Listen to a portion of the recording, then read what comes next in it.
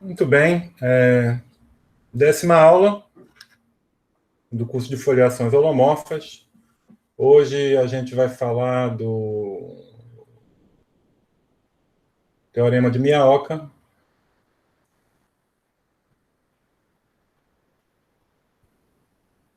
E também da definição da dimensão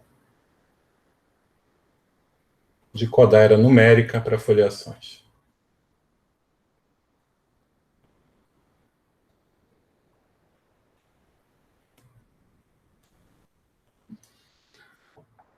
Eu coloquei algumas referências, né, contendo material do que a gente vai discutir, mas não espero que vocês leiam tudo que eu coloquei como referência extra, mas pode ser interessante para ajudar a dar contexto ao que a gente vai discutir hoje. Tá bom? Então, a revisão breve da aula passada. Então, a gente quer definir invariantes birracionais, e uma ideia que a gente discutiu foi considerar potências de seções do cotangente da foliação tensorizado pelo portador de potências do conormal. Tem um primeiro problema, é que se você simplesmente tomar a dimensão desses espaços, né, do espaço de seções de potências do cotangente, por exemplo, isso não é um invariante birracional. E a gente viu um exemplo com a foliação de grau zero, um pênsil de retas, é birracionalmente equivalente a uma foliação de grau 2, um pênsil de cônicas, e a dimensão dos espaços de seções do canônico e de potências do canônico da foliação são completamente diferentes. Grau zero, a gente tem apenas, não tem seção nunca, para nenhuma potência positiva, e para foliações de grau 2 no espaço projetivo, o espaço de seções de potência de grau n do canônico é isomorfo aos polinômios homogêneos em 3 variáveis de grau n. Então, aqui tem sempre zero, e aqui tem um crescimento quadrático, e a gente observou que essa discrepância, essa diferença entre as duas seções está simplesmente pelo fato, aparece, né, uma das razões é o fato de que essas foliações, apesar de ser bastante simples, têm singularidades que não se comportam bem com respeito a aplicações birracionais. Para sanar esse problema, a gente introduziu o conceito de singularidade canônica, ou de singularidade epsilon canônica, e que diz que uma singularidade é epsilon canônica se esse fibrado é linearmente equivalente a um divisor suportado, um divisor efetivo suportado em divisor excepcional. Sempre a gente consegue escrever essa diferença como um divisor suportado linearmente equivalente a um divisor suportado no divisor excepcional. A palavra-chave aqui é efetivo. Certo? E a gente viu que se eu tenho duas foliações com singularidades canônicas ou epsilon canônicas, que são birracionalmente equivalentes, então os espaços de seções, tanto do cotangente, aqui eu repeti o mesmo enunciado, desculpa, aqui é a mesma coisa, mas eu queria colocar aqui, era para combinações do cotangente com a epsilon com normal, e a gente vai ter essa situação. Tá bom? Então, isso justifica a definição de singularidades canônicas, e, na verdade, é o que leva ao conceito de singularidade canônica. Uma outra coisa que a gente viu, que eu não, ou pelo menos eu mencionei, eu acho que é essencial em tudo, é que reduzida, singularidade reduzida, é sempre epsilon canônica para todo epsilon maior ou igual que zero. Então, o teorema de Seidenberg nos dá imediatamente um modelo birracional onde todas as singularidades de uma foliação são canônicas.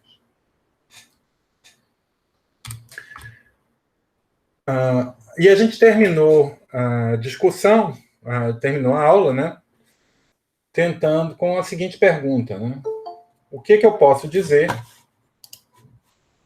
O que eu posso dizer de uma foliação quando o fibrado canônico não é um limite de classes efetivas, não é um limite de divisor, não é linearmente equivalente a um limite de divisores efetivos. Essa aqui, ou seja, o que eu posso dizer quando KF não é pseudo-efetivo?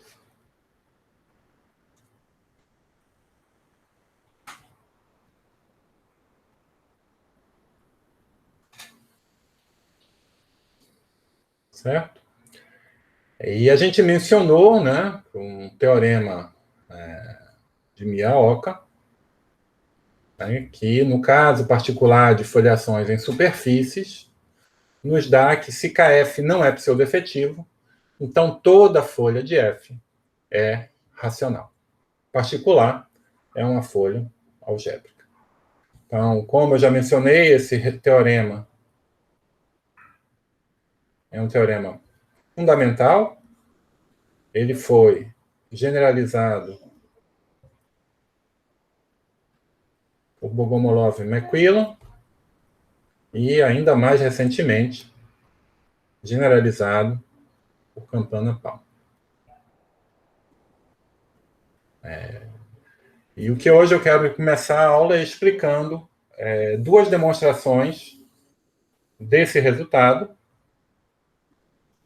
mas, na verdade, eu vou demonstrar apenas, não vou demonstrar racionalidade, eu vou demonstrar apenas algebricidade. Ou seja, se eu tenho uma foliação de dimensão 1, então, com um canônico não pseudo-efetivo, então toda folha é algébrica. É isso que eu vou demonstrar. Então, a primeira prova que eu vou fazer desse resultado é a prova de Bogomolov-McQuillan. Bom? E ela funciona da seguinte maneira. Tá? Então, aqui eu estou pegando o enunciado do teorema de Bogomolov-McQuillan, que vai ser da seguinte maneira. Eu vou ter uma curva C, contida numa variedade projetiva X, e F, uma foliação em X. E eu vou assumir que C não está contido. Até para simplificar nossa vida, eu vou assumir que C, interseção a singularidade de F, é vazio.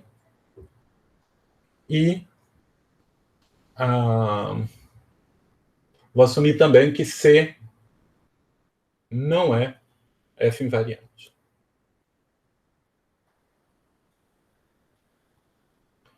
Além disso, eu vou assumir que TF, o tangente da foliação, restrito a C, é amplo.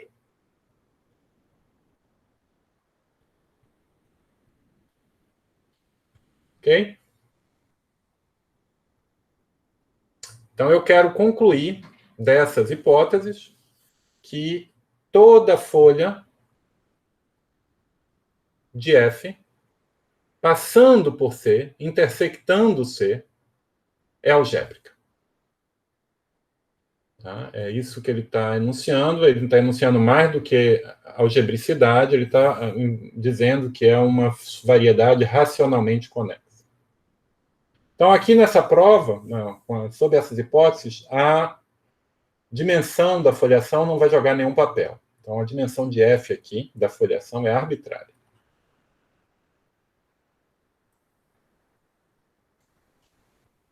Certo? Agora, há que entender que essa é uma hipótese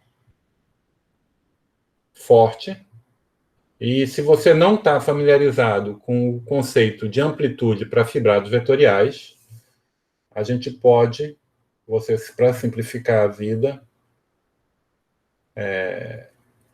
você pode assumir que dimensão de F é igual a 1. Né?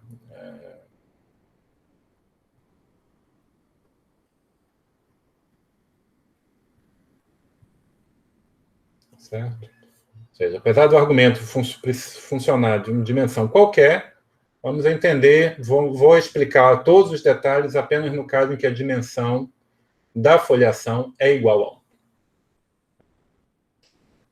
Então, deixa eu começar, fazer aqui num outro slide, explicar o que eu quero, o que esses aqui são trechos do artigo do Bogomolov Macmillan, que eu quero explicar. Deixa eu mostrar o que está acontecendo, o que essa figura aqui quer dizer. Bom, então eu tenho vou considerar a inclusão de C na minha variedade X. Tá bom? Aqui eu estou assumindo que C, ou a imagem de C, interseção singularidade de F, é igual a vazio. E C não está contida em F. No sentido que, sobre um ponto genérico, a reta tangente a C não está na tangente da foliação. Tá bom? E a prova começa fazendo a seguinte construção. Eu vou considerar aqui o produto de C por X. E eu vou denotar por gama o mergulho diagonal.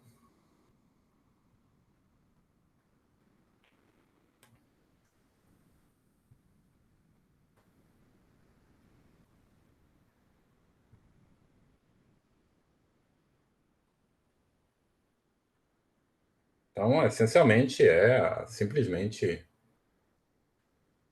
pontos da forma x,x, pertencente a C vezes x, com x pertencente a C.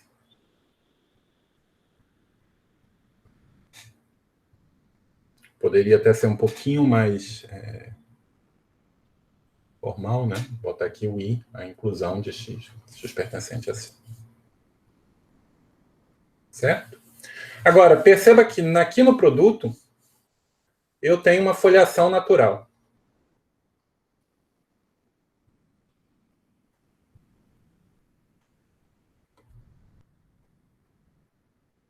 Que é simplesmente a seguinte, eu vou colocar sobre cada fibra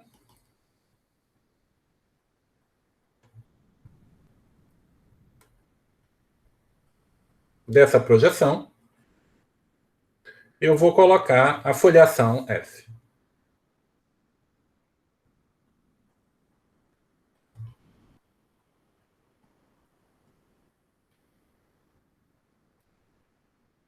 Então, não parece ser uma construção muito surpreendente, simplesmente eu estou repetindo a foliação F em cada fibra. Então, é uma foliação de dimensão igual à dimensão de F, só que eu estou repetindo ela C vezes, colocando C cópias.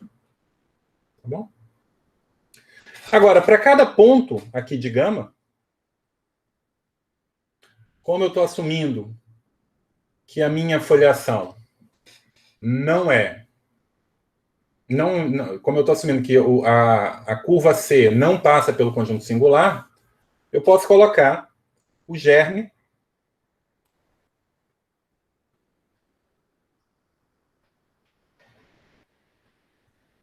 de folha de F passando por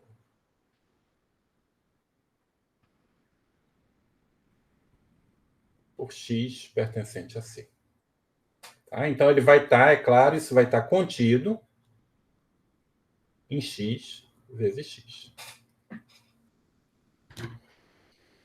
Ok? E eu vou fazer isso para todo ponto.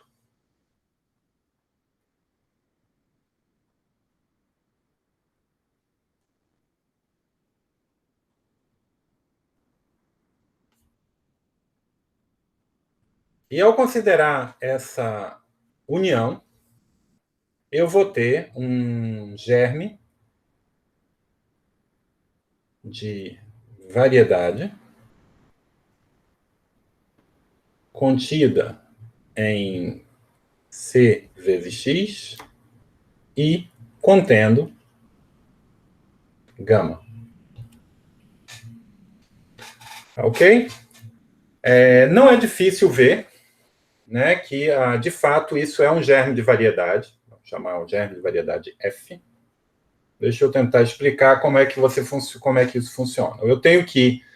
Se eu quero mostrar que isso é uma variedade, eu tenho que pegar um aberto, em cada ponto aqui eu tenho que pegar um aberto e construir funções que definam essa variedade. Tá bom? Ora, se eu tenho um ponto, então agora vamos olhar o que está acontecendo em X. Então aqui eu tenho I de C, eu tenho aqui, digamos, um ponto X, e eu tenho a minha foliação, que pode ter tangência, pode ter tangência, mas eu estou assumindo não singular. Deixa eu apagar isso aqui.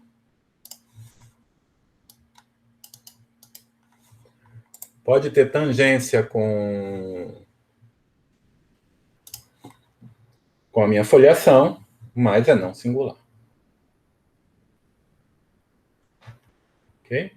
Particular, numa vizinhança desse ponto X, existe F de uma vizinhança, que eu não vou escrever, vou denotar simplesmente como germe de X nesse ponto X, em CQ, onde Q é a codimensão da foliação,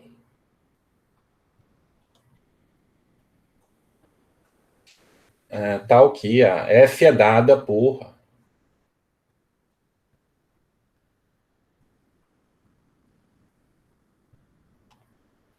CQ menos o zero. E isso aqui vai ser uma submersão. Ok? Essa F é uma submersão.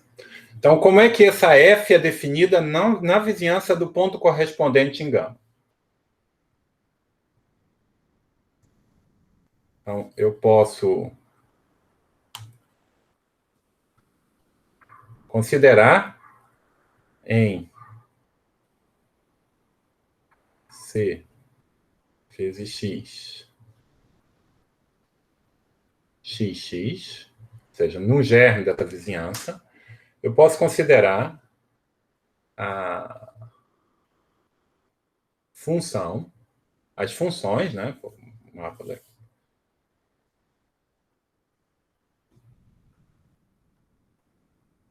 F. Bom, deixa eu G de ponto X, vírgula Y, igual a F de Y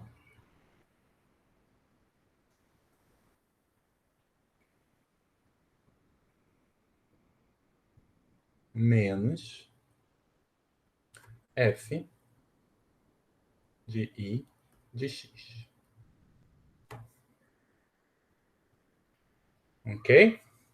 Então, eu estou olhando nos pontos, se eu fixo X, eu estou olhando exatamente os pontos em X grande que são mapeados por meio na F no mesmo ponto que para aquele X fixado.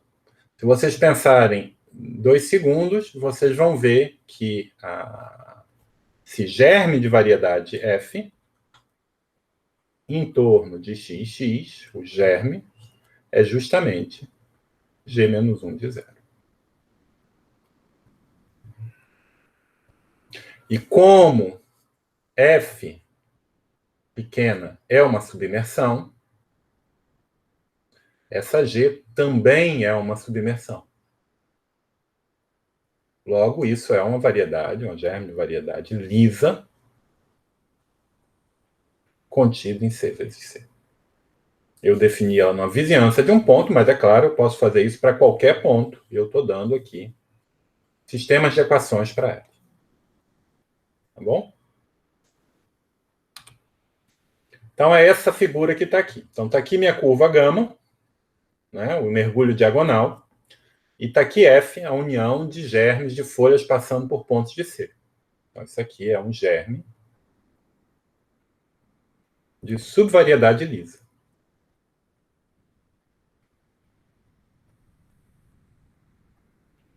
De C vezes X. Ok? Tá, eu estou denotando o mergulho diagonal, né, de aplicação de C para C vezes X por sigma. Agora, o que tem de notável essa construção é a seguinte propriedade. Se eu fizer o pullback do fibrado normal de gama sobre F, né, perceba que, de certa maneira, a foliação, isso aqui são germes de folhas. A foliação, a folha nessa construção está sendo identificada com um elemento do normal da foliação. O tangente da folha está sendo identificado com o elemento do normal. Então, eu tenho essa construção, eu tenho essa propriedade. Eu sei que o pullback do normal dessa curva gama dentro dessa variedade F, ela vai ser isomorfo ao tangente da foliação restrito a C. Então, essa é a minha hipótese, que eu estou assumindo que esse sujeito é amplo. Então, a minha hipótese da foliação, na foliação, está me dando uma hipótese sobre o fibrado normal de gama dentro de F.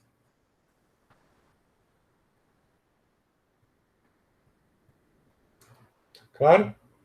Agora, tem um resultado que, na verdade, não é muito complicado, que já foi mostrado na década de 60, 70, foi mostrado pelo Hartshorne, e tem uma versão analítica também mostrada pelo Andreotti, que diz que nessas condições, quando eu tenho uma curva contida num germe de variedade com um fibrado normal amplo, então o grau de transcendência sobre C do corpo de funções formais de F, em F, funções meromorfas formais, é menor ou igual que a dimensão de F.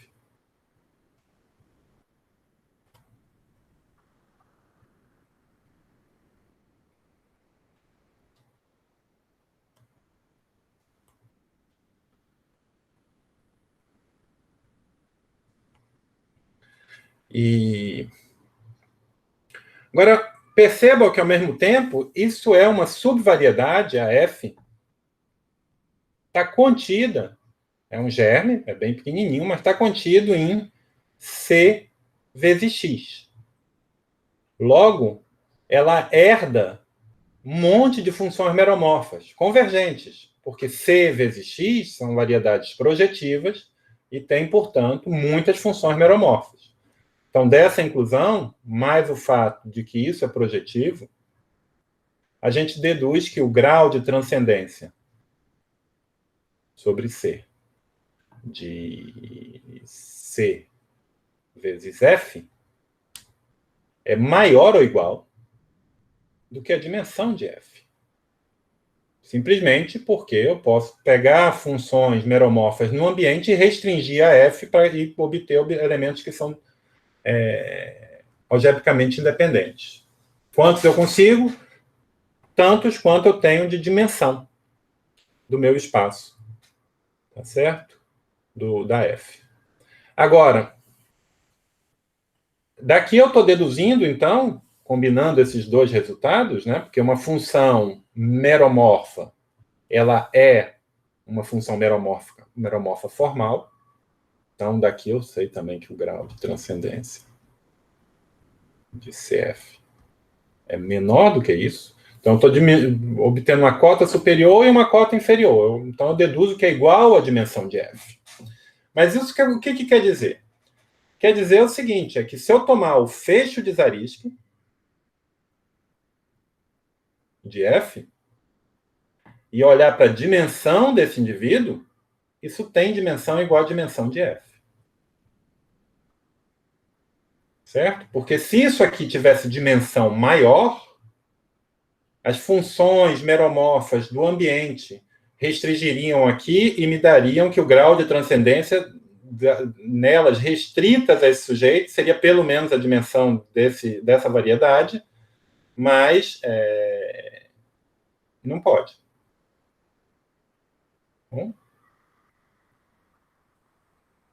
Tudo isso parece muito esotérico, mas o argumento é muito simples, né?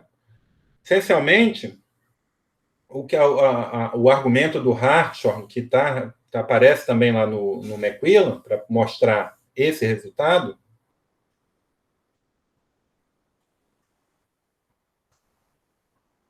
é o seguinte: você mostra primeiro que para obter essa cota para o grau de transcendência, na verdade, é um problema sobre estudar o crescimento de seções de fibrados lineares nessa variedade. E você pode fazer isso usando aproximações sucessivas do completamento de gama em F, não, de completamento de F ao longo de gama.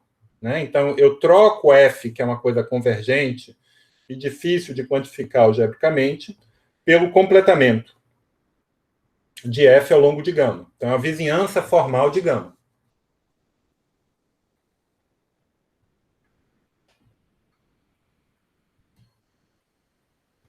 Essa vizinhança, ela, na verdade, é um limite de vizinhanças finitas, né? De vizinhanças de ordem finita.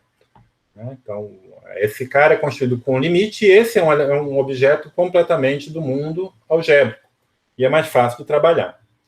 Mas aí o que você faz é comparar as seções de L tensor N numa mésima, uma vizinhança de ordem M mais 1 com a vizinhança de ordem N.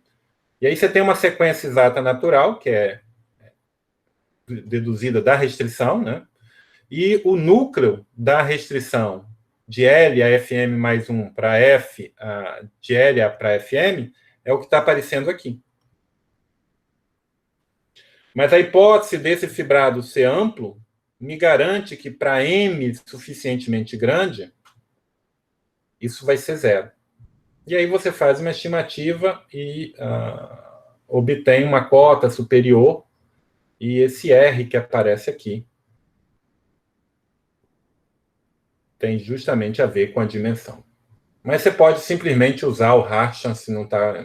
Eu só quis deixar esse argumento aqui para vocês entenderem que não tem nada. Isso aqui é uma coisa relativamente elementar. É um exercício com vizinhanças formais. Tá bom? Ora, então o que eu deduzi até aqui é que esse F, eu posso tomar o fecho de Zariski e vou obter alguma coisa de mesma dimensão.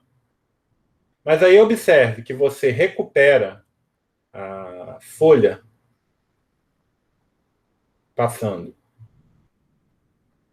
por X, pertencente a C, vai estar contida na interseção de X vezes X, interseção, o fecho de Zariski de F.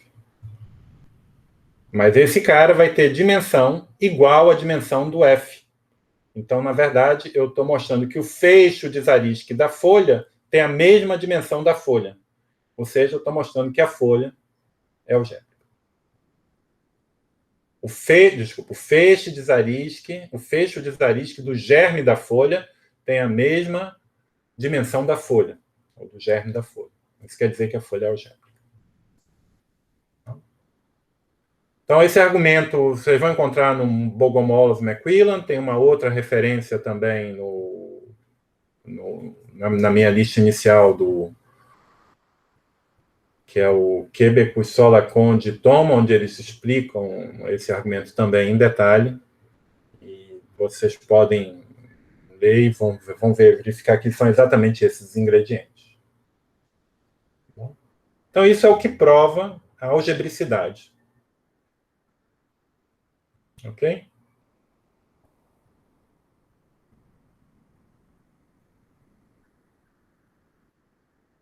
Então, a ideia-chave está aqui. A hipótese, você faz essa construção e O resultado é você trocar o problema sobre amplitude do fibrado C, ao longo de C, por uma... Você mudou de variedade, agora foi para uma variedade que, em princípio, em geral, não vai ser algébrica, né? Mas com o fibrado normal amplo. E daí você deduz, pelo teorema de Hartshorne-Andreotti, você deduz a algebricidade desse sujeito.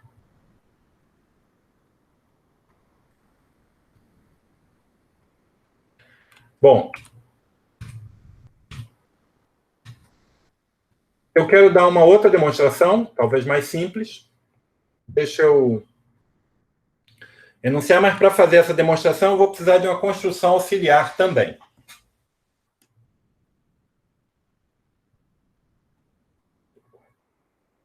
Então, uma construção clássica, né?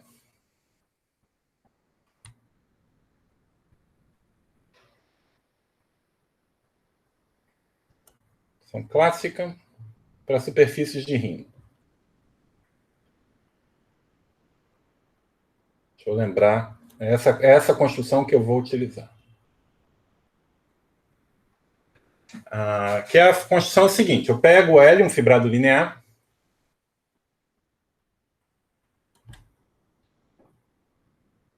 Pego V, um espaço das seções desse fibrado linear.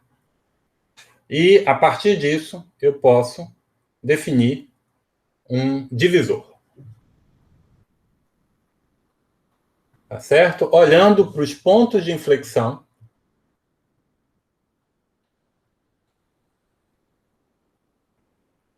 do sistema linear V. Bom. Mais geometricamente, se vocês quiserem, eu tenho essa coisa me define um mapa, né, de C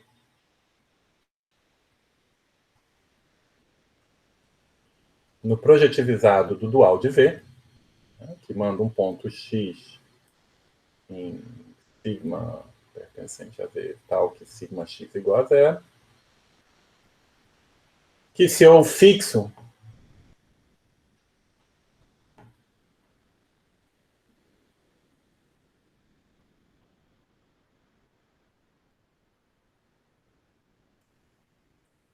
é o mesmo mapa que você obtém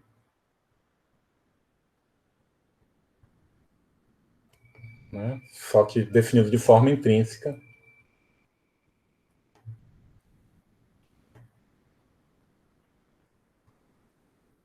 considerando simplesmente essa coisa.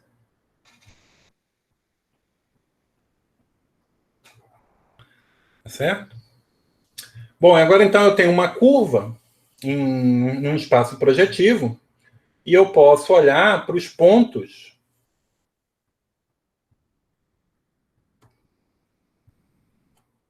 onde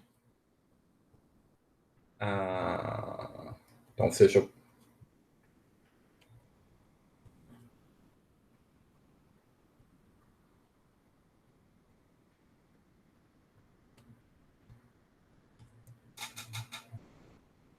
eu tenho um n menos 1, né? Não são linearmente independentes para gama.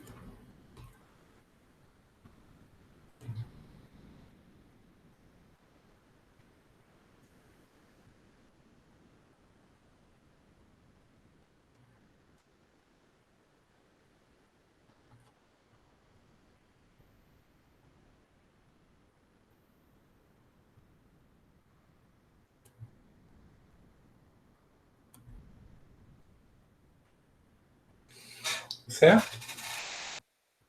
E, ou seja, isso define um divisor de inflexão desse sistema linear. Né? Você define o divisor de inflexão desse sistema linear localmente como sendo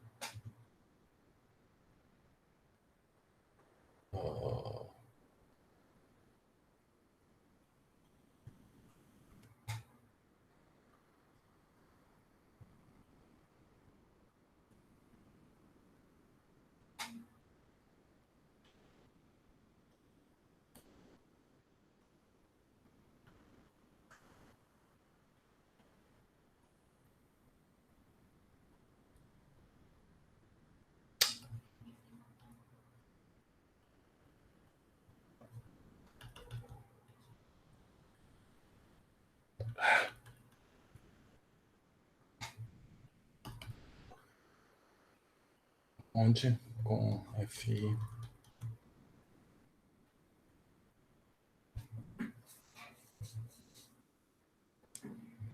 Aqui também eu estou abusando um pouco da notação, eu estou pegando esse sigma I já numa trivialização local.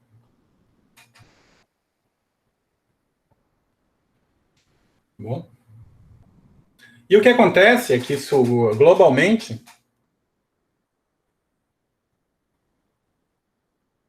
a gente tem uma seção de H0, C. Agora eu vou me enrolar. Deixa eu ver aqui. N.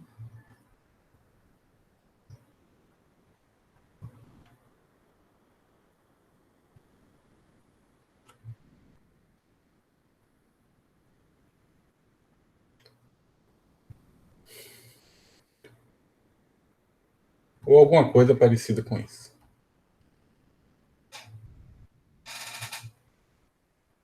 Bom, então, isso é o divisor de inflexão, que no caso de L igual ao próprio canônico, isso é o divisor de Weierstrass, são os pontos de Weierstrass da curva. Ok? E o que acontece é que é possível adaptar essa construção para umas folhações. E é isso que vai ser folhações por curvas. E é isso que vai ser determinante na próxima prova da algebricidade das curvas que eu mencionei. Certo? Como é que eu vou fazer isso? Então, deixa eu enunciar e vocês já vão ver aparecer essa construção. Então, seja F uma foliação de dimensão 1 agora, o argumento anterior era para dimensão qualquer. Esse aqui só vai funcionar em dimensão 1. E eu vou assumir que F possui uma folha não algébrica. Então, minha afirmação é que KF é pseudo-efetivo. Bom, então, em particular, se KF não é pseudo-efetiva, a contrapositiva, toda folha é algébrica. Tá bom? Então, como é que é o argumento? O argumento é o seguinte. Pega L, uma folha transcendente, ou seja, uma folha que não é algébrica. E pega, como minha variedade de x é projetiva, eu posso pegar um fibrado amplo qualquer. E eu posso olhar para a... Então, em particular, por exemplo, eu posso mergulhar x num Pn e eu posso pegar L igual a o fibrado de hiperplanos. Vai funcionar. Então, o que eu vou olhar é a aplicação de restrição. Vou pegar seções globais, né, de potências de L, e eu vou restringir essas seções globais à minha folha transcendente L. Tá bom? Ora, perceba que dizer que uma folha é não algébrica é a mesma coisa que dizer que essa imagem, quando K é grande, cresce mais do que linearmente com K. Porque essa imagem, uma seção sigma, ser enviada em zero, quer dizer que L está contido em sigma zero. Como eu estou assumindo que L é uma folha transcendente, eu estou dizendo, em outras palavras, que o fecho de Zariski de L tem dimensão pelo menos 2. Mas se tem dimensão 2, esse H0, ou pelo menos a imagem, né, a dimensão da imagem, ela não muda quando eu passo para o fecho de Zariski aqui. Porque senão eu teria uma seção. Bom, deixo vocês pensarem nisso, mais fácil. Tá bom? Então eu tenho essa estimativa barata, que isso cresce pelo menos quadraticamente. Então eu posso escolher, né, essencialmente trocando L por alguma potência, ou eu posso escolher para cada K um VK, tal que a dimensão é K ao quadrado mais 1. O importante é que cresça quadraticamente. E a restrição desse VK para L, para minha folha L, seja injetiva. Tá bom? Então, lembra que a minha foliação ela é definida por um campo de vetores V dessa forma. E o que eu posso fazer, se você pensar um pouquinho o que aquela construção faz, a construção que a gente explicou para a superfície de Riemann, você vai deduzir que a versão para foliações seria alguma coisa assim. Eu vou pegar as seções do meu fibrado, ou seções do meu espaço vetorial, aqui são as seções de VK, e eu vou começar a derivar essas seções com V. Você pode ficar desconfortável, aqui tem um abuso de notação, mas aqui eu estou falando o seguinte: eu escolho uma trivialização, pego funções representando as seções, pego um campo holomorfo representando V, considero esse determinante e faço isso em cada uma para todas as escolhas, para todos os abertos suficientemente pequenos. Tá certo? E o que acontece é que você vê que o divisor associado, agora é um divisor em X, não é um divisor só nas folhas, é um divisor em toda X, ele vai ser uma seção, é intrínseco, e vai ser uma seção desse fibrado. Essencialmente porque aqui eu tenho K ao quadrado mais uma seções de V tensor K, é por isso que está aparecendo esse termo, e aqui o KF não contribui, aqui o KF contribui com uma potência, aqui com duas, aqui com três, aqui com K ao quadrado, e então você tem K ao quadrado mais 1, K ao quadrado sobre 2. Tá bom? E agora, se eu restringo essa construção, a minha folha L, eu obtenho exatamente aqueles Wronskianos que apareceu no slide precedente. E, por construção, eu estou escolhendo funções, seções, né, que são linearmente independentes quando eu restringo a L. Mas se elas são linearmente independentes em restrição a L, o Wronskiano é diferente de zero em restrição a L. Então, isso é suficiente para dizer que isso é uma seção não nula. Tá bom? Mas agora é só ler o que está acontecendo aqui. Olha isso. Aqui eu tenho uma seção não nula, ou seja, eu estou falando que esse divisor, estou falando que K vezes K ao quadrado mais 1 L mais K ao quadrado mais 1 K ao quadrado sobre 2 KF é efetivo. Esse cara é efetivo. Ele é linearmente equivalente ao zero dessa seção que eu acabei de produzir. Mas perceba que, como eu tenho, portanto, que L mais KF, K ao quadrado mais 1, K ao quadrado. Deixa eu escrever isso mais. Escrever na outra folha. Eu tenho, então, eu deduzi que, deixa eu ver qual é. K ao quadrado mais 1 L mais K ao quadrado mais 1 K ao quadrado sobre 2 KF é efetivo. Portanto, L, ou melhor, a classe de L, eu vou descrever só L apenas, a classe de Chern de L.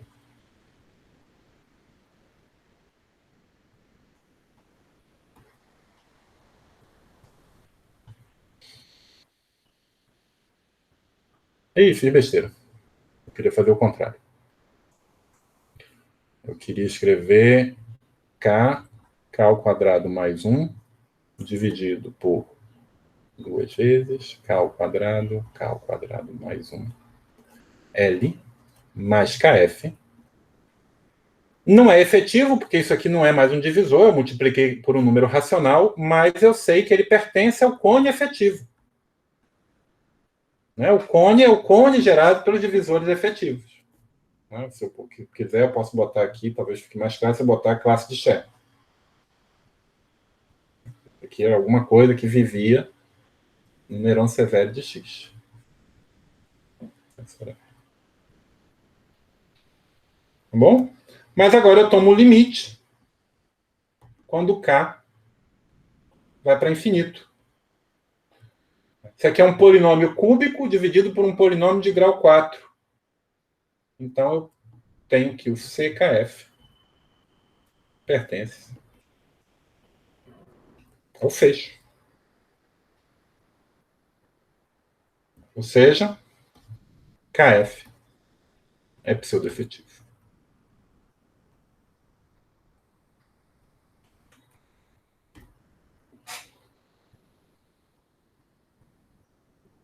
Tudo bem?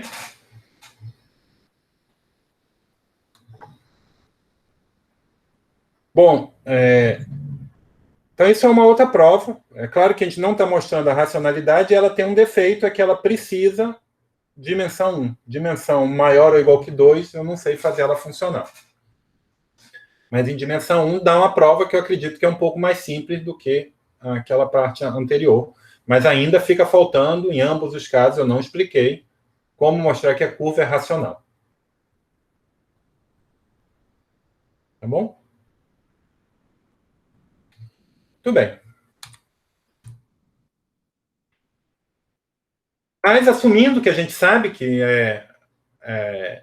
a curva é racional, de certa maneira, esses resultados, o resultado de Bogomolov-McQuillan, ou Miyaoka, classificam as foliações quando o KF não é pseudoefetivo. KF não é pseudoefetivo, então a foliação é birracionalmente equivalente a uma fibração racional.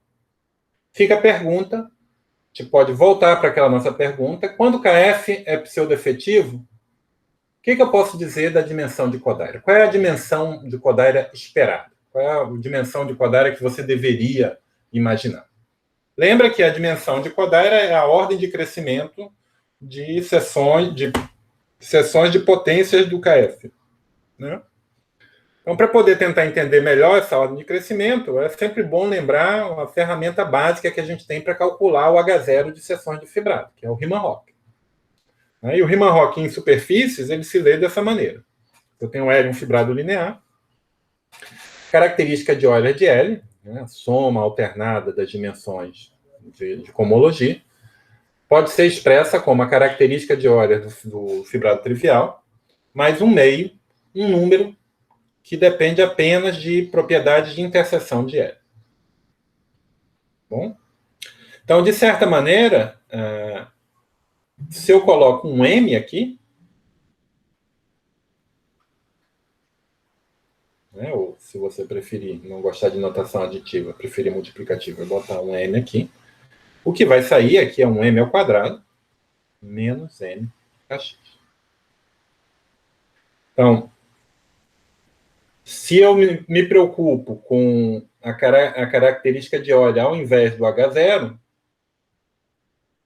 então a gente tem uma fórmula para a característica de Euler de potências, que é regida, que o termo dominante é justamente o L ao quadrado.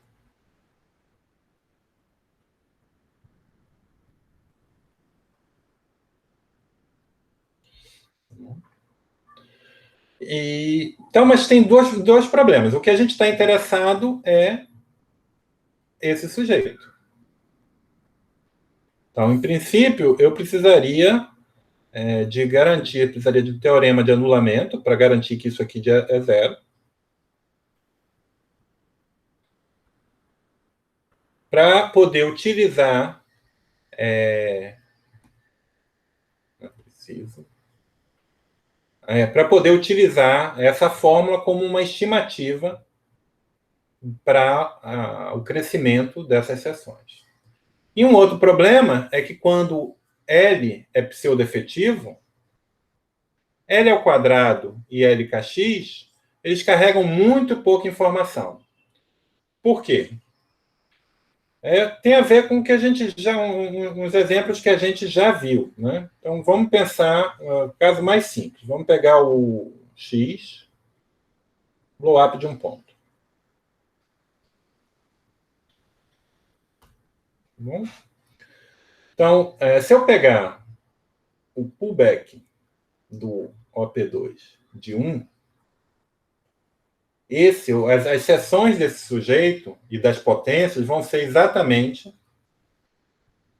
a mesma coisa que aqui em x do que o OP2 de 1. Tanto para 1 quanto se eu botar m aqui. Então, isso não tem problema nenhum. Mas lembra, se eu somar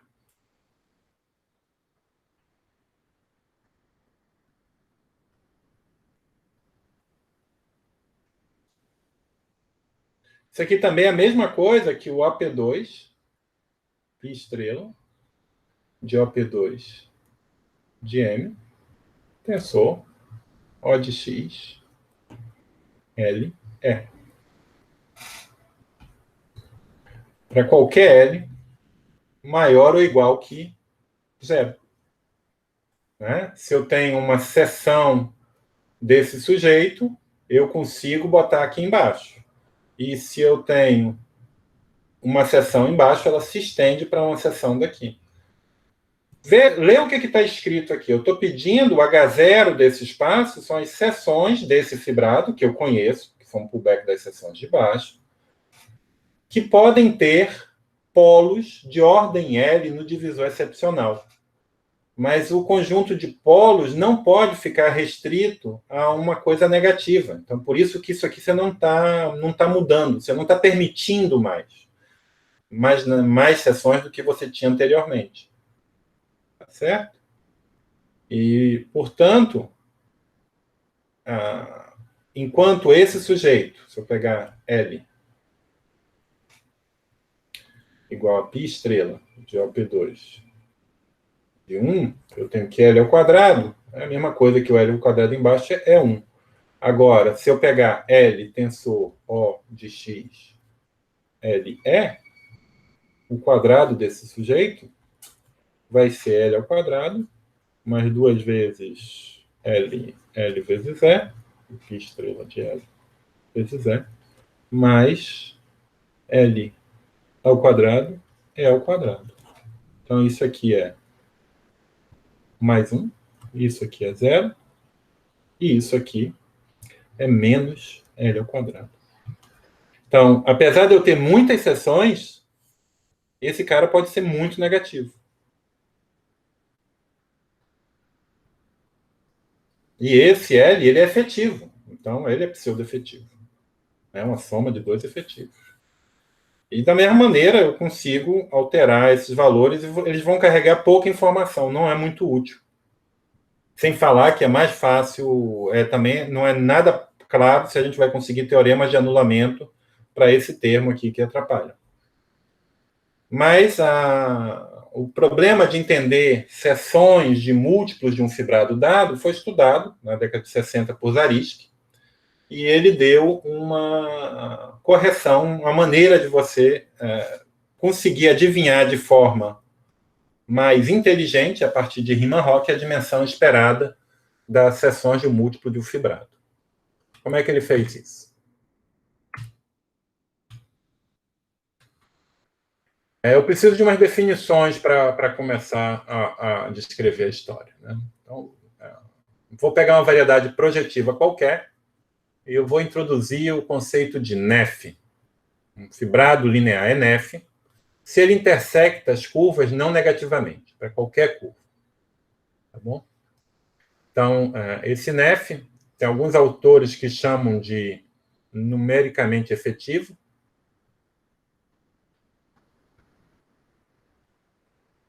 mas que é uma terminologia terrível, porque quando você fala numericamente efetivo, fica parecendo que você quer dizer que ele se comporta numericamente como se ele fosse um divisor efetivo. Mas o divisor efetivo, em geral, não tem essa propriedade. Por exemplo, quando eu pego E, um divisor excepcional de um blow-up, E vezes E é igual a menos 1. Então, não tem essa propriedade, apesar do E ser numericamente efetivo. Agora, tem outros autores que dizem que essa terminologia não é válida e que, na verdade, o NEF quer dizer que é numerically, eventually, free. Que faz muito mais sentido. Então, dizer que um divisor é livre quer dizer que ele move num sistema linear.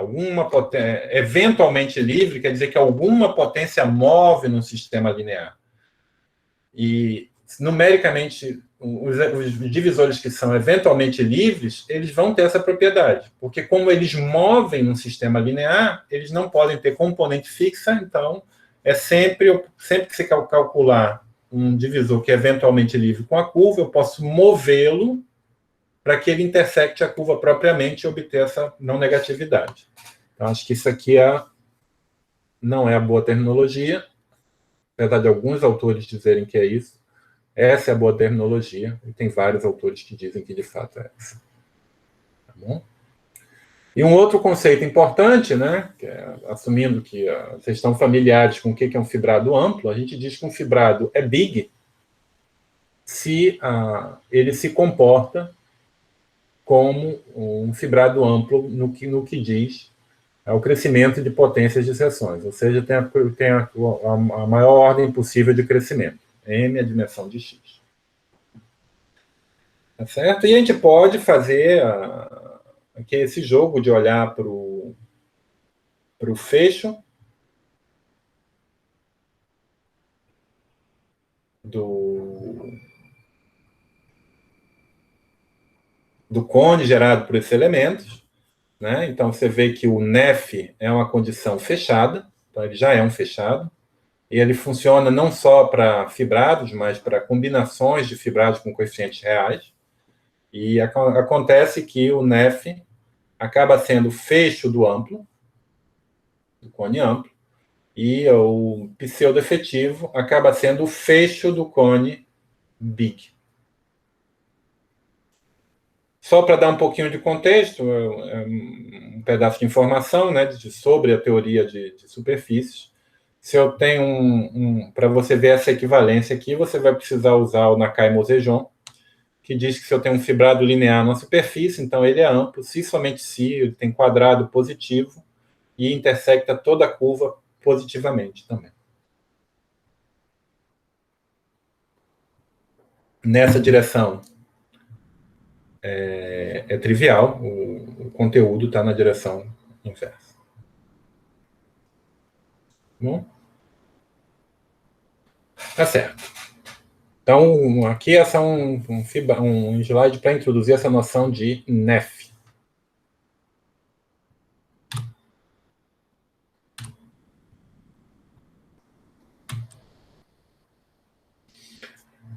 Então, o que o Zariski fez? A ideia do Zariski é tentar, de certa maneira, transformar o problema sobre um fibrado pseudoefetivo qualquer para um fibrado NEF. Né? Então, isso é um resultado que eu vou enunciar agora. Foi mostrado, primeiramente, por Zariski para um fibrado efetivo, para um divisor efetivo, e depois, 7 anos depois, foi generalizado para o contexto pseudoefetivo. Então, seja L um fibrado pseudoefetivo, ou seja, L pertence F, X, bar. Então, existem Q-divisores, não são divisores, eu tenho que tensorizar por Q para conseguir isso. Tal que tem as seguintes propriedades. P é NEF, então essa é a chamada parte positiva.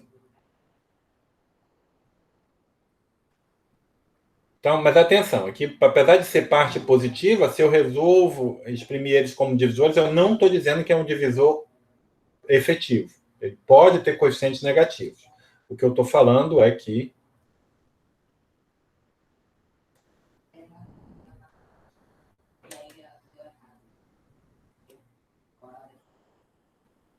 ele pode ter coeficientes negativos, mas P vezes C é maior ou igual que zero para qualquer curva C. Aqui eu estou numa superfície, tá? X na superfície.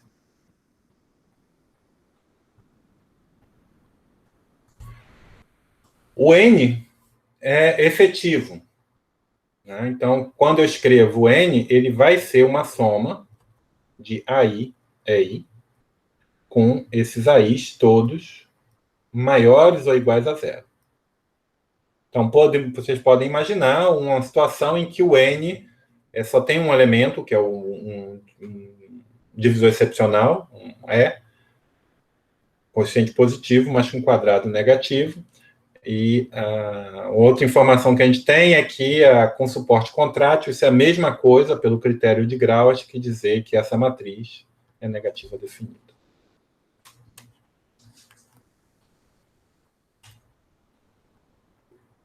Aqui vamos pedir que sejam estritamente positivos. Se não for positivo, você não bota ele na expressão. Pode ser vazio. Bom? E a gente pede que P vezes N seja igual a zero. Observa que isso aqui é a mesma coisa que pedir que P vezes I é igual a zero. Né? Porque esse sujeito é efetivo e P é nef. Então, P vezes EI para cada um dos EIs é não negativo. Então, se vezes EI fosse para algum deles fosse diferente de zero, você ia ter que P vezes N também é diferente de zero. Não tem nenhuma, quando eu faço P vezes N, isso é uma soma dos AIs com pesos não negativos. E, mais importante, é que KF é numericamente equivalente a P mais N. Tá bom? Então, de certa maneira, você está separando a parte positiva da parte negativa do divisor, do fibrado. Tá? E o ponto-chave é que, para todo m maior ou igual que 1, vale essa inclusão. O H0 de OXMP se injecta sempre no H0 de X L tensor M, e para a decomposição de Zariski, você tem que essa inclusão natural é um isomorfismo. Então, deixa eu só esclarecer o que eu quero dizer com isso, né? O que os autores querem dizer com isso. Porque, lembra, P é um Q divisor, não é um fibrado. Então, isso aqui não é um fibrado. Tá? Mas você pode olhar para esse sujeito, O de XMP, esse é um feixe. Na verdade, é um subfeixe do feixe de funções meromorfas de X, tal que O, X, M, P, um aberto U, né? Vão ser as funções meromorfas de C de U, tal que F mais MP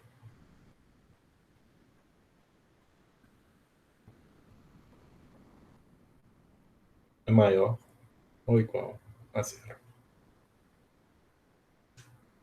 Bom? Então, isso é um feixe, e eu posso olhar para as seções desse feixe. Tem que tomar cuidado que, como a gente está trabalhando com coeficientes racionais, você ter essa condição é equivalente a ter essa condição quando eu faço o round down, né? Então, esse sujeito, então esse cara aqui não é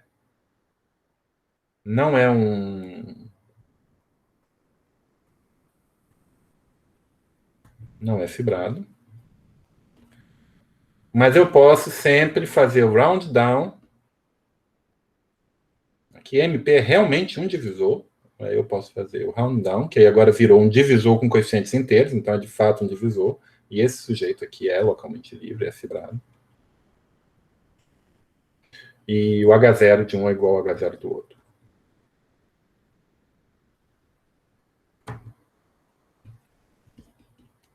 Mas o problema, a dificuldade é que quando você faz o produto, né? Ou seja, se eu somar M1 com M2, não é a mesma coisa que fazer o produto das seções aqui, porque pode ter uma certa diferença. Bom, então aqui eu simplesmente boto os coeficientes um pouquinho menores. Então, essa decomposição transforma um problema sobre fibrados lineares pseudoefetivos em um problema sobre esses feixes, que são talvez um pouquinho exóticos, não são fibrados, Ou, se você preferir, você pode... Esse cara tem um número finito de componentes, né? Tem um número finito de componentes, tem o menor múltiplo comum dos elementos do suporte, dos denominadores, dos coeficientes do suporte, e aí, multiplicando por esse menor múltiplo comum, você transforma num problema de fibrado e você cai no mundo usual. Tá bom? Mas, bom, o importante é que são dois fatores. Eu não vou discutir hoje, mas tem duas coisas positivas. É que existem teoremas de anulamento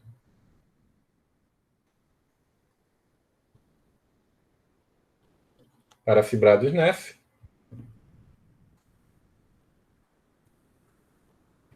E é isso. E, além disso, se eu tenho L NEF, então L ao quadrado é maior ou igual que zero.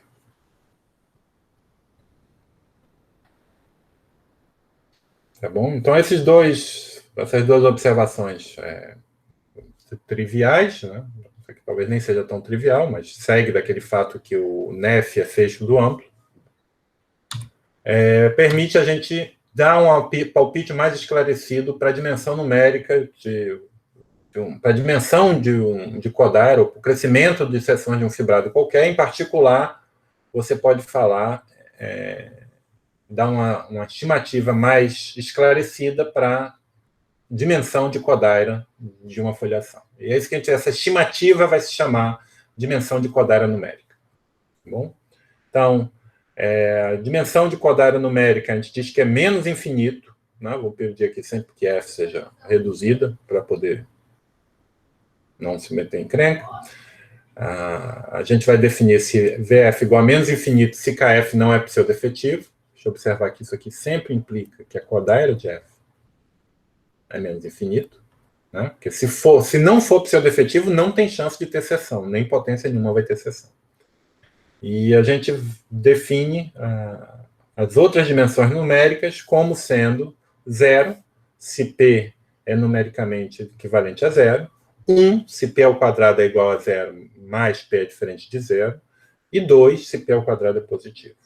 E tem uma seguinte proposição, que eu não vou demonstrar, não tem a ver com foliação, é simplesmente sobre fibrados, que diz que a dimensão de Kodaira é menor ou igual do que a dimensão de F. Então, esse palpite, essa dimensão numérica, é um palpite, uma aposta que majora a dimensão de Kodaira da foliação. Tá bom? E nesse caso também, aqui, quando é big, isso aqui é simplesmente dizer que a KF é big. Somente se KF é big. Se somente se Kodaira de F é igual a 2. Tá bom? E o teorema de Miyaoka pode ser escrito, né, reescrito,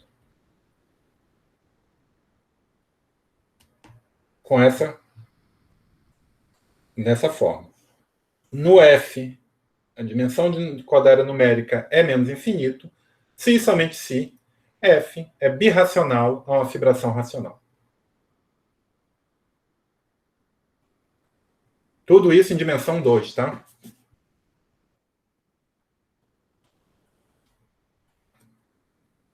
Essa coisa de decomposição de Zariski é particular de dimensão 2. Não existe uma decomposição de Zariski com todas as propriedades que a gente gostaria em dimensão superior.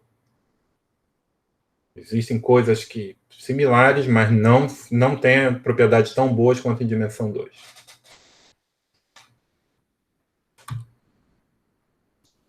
Eu não vou mostrar o que é a decomposição de Zariski, como se constrói a decomposição de Zariski. Vou dar só uma ideia, e é muito simples, na verdade. E, essencialmente, você faz o seguinte, olha, você começa com L, seu defetivo. Tá bom? Então, se L não é nef, então existe uma curva C irredutível, tal que L vezes C é negativo. Tá bom? Então, o que você faz é você ver qual é o múltiplo de C que eu preciso para garantir que isso seja zero. Então, o que você faz é você resolve essa equação.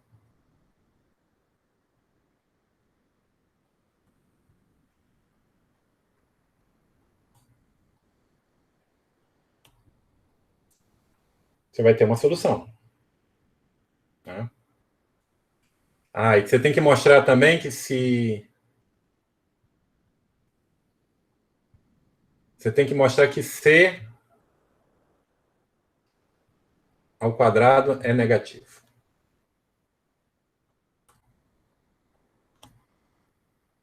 Você resolve essa equação, então você vai ver se vai ter um A positivo, que vai resolver isso.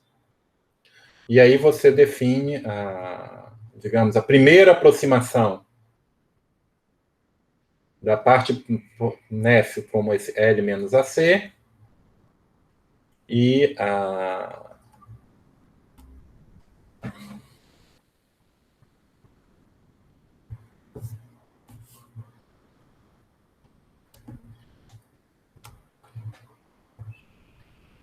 a primeira aproximação. Aí você olha se esse sujeito é nef. Se for nef, você acabou, essa é a decomposição de Zariski. Né? Porque eu construí para que P1 vezes C seja zero. Esse cara é efetivo. E você tem que verificar que esse sujeito é nef, mas é isso que eu estou perguntando. Se for nef, maravilha, acabou. Essa é a parte positiva, essa é a parte negativa. Agora, se não, você tem que repetir o argumento acima. Você verifica que esse sujeito ainda é pseudoefetivo e se ele não é nef, existe uma outra curva que vai intersectar ele negativamente, e aí você repete, faz a mesma procedimento. No final das contas, você nas notas eu botei um artigo que explica que isso é um resultado, na verdade, de álgebra linear. Tem uma componente geométrica, mas ele é álgebra linear. Eu convido vocês a darem uma olhada. E, é claro, vocês podem pegar qualquer livro de superfícies, por exemplo, Baf Peters van der Veen. Eu gosto muito do livro do Badescu.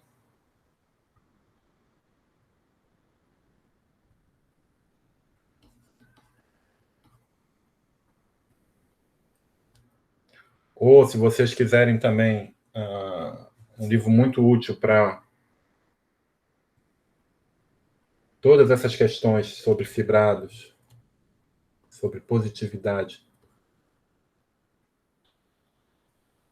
onde vocês vão ver explicações e exemplos e muito mais do que eu estou fazendo sobre essa decomposição de Zariski.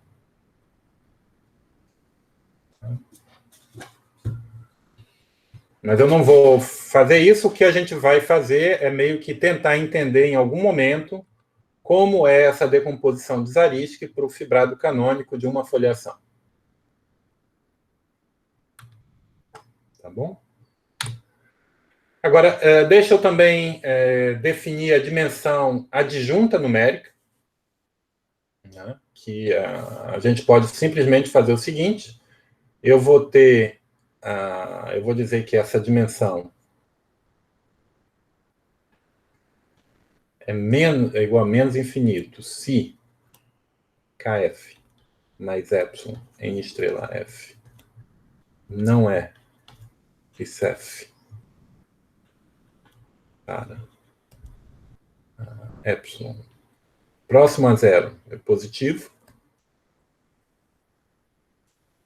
e se não, eu vou definir como a dimensão adjunta como o máximo, na verdade seria uma espécie de Lim-inf, né? De kf mais epsilon n estrela f, onde aqui eu estou pegando a dimensão numérica,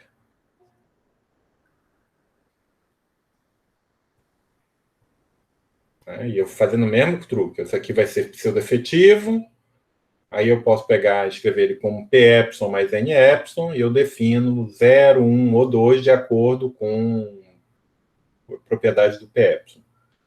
Né? E é isso. A gente toma essa definição. Então, talvez a pergunta natural, agora que a gente já sabe que no F é menos infinito, se somente se F é fibração racional,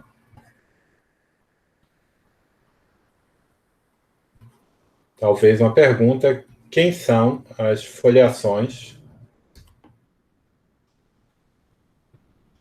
com dimensão adjunta igual a menos infinito? Será que tem uma caracterização simples assim? E a gente vai ver que a lista é um pouco mais extensa, mas não é impossível fazer isso. E para fazer isso, a gente vai acabar se deparando com os exemplos que o Brunella estuda. Acho que no capítulo 4, a gente vai se deparar com as foliações de Riccati, vai se deparar com foliações induzidas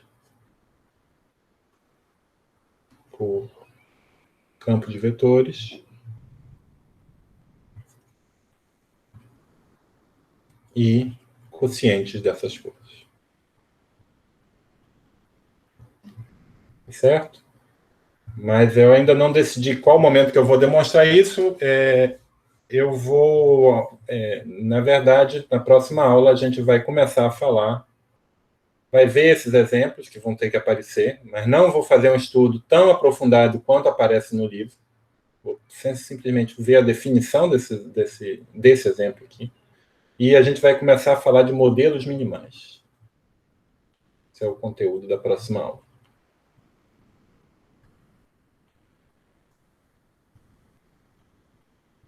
Porque se a gente pretende ser capaz de definir, de descrever essa parte negativa da decomposição de Zariski,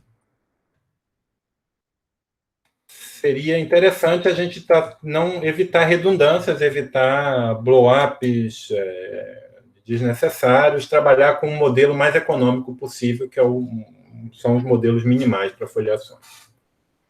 Certo? Eu preferi, se vocês compararem com o livro, essa definição lá de decomposição de Zariski, de parte negativa, parte positiva, aparece já, acho que nos últimos capítulos, mas eu acho que a gente ganha introduzindo essa definição antes, e todo exemplo que a gente estudar, a gente vê essas definições nos exemplos, para a gente ver como é que essa coisa funciona.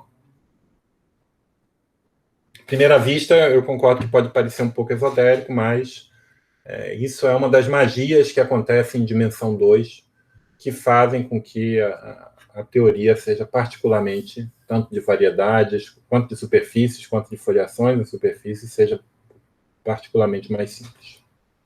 Essa existência de decomposição de Zariski é realmente uma coisa extremamente útil. Tá bom? Então, acho que é isso. Vou parar a gravação.